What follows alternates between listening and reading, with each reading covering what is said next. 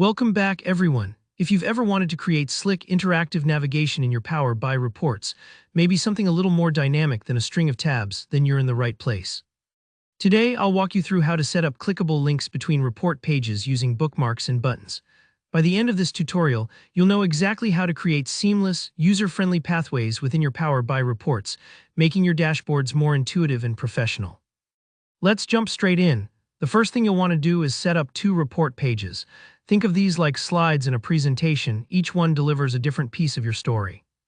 On the first page, which we'll call Sales Overview, add a table visual that includes product name and sales amount. This gives viewers a broad look at what's selling and how much revenue each product is bringing in.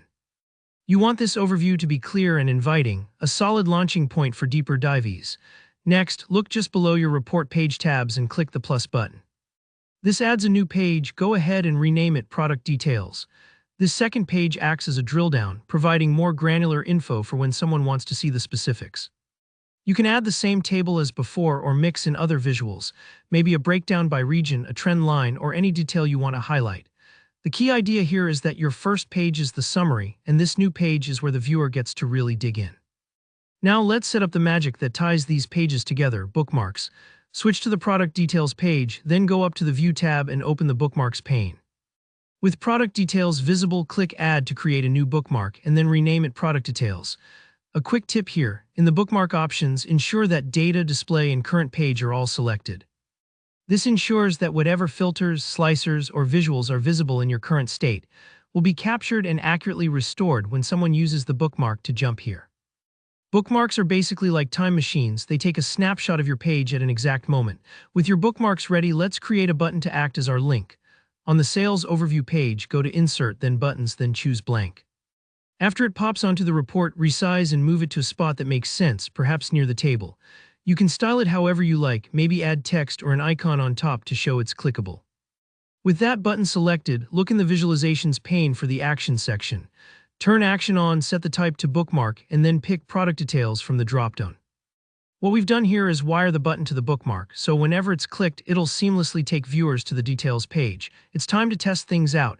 In Reading View, give your new button a click. It should instantly transport you to the Product Details page, just like following a hyperlink within a website.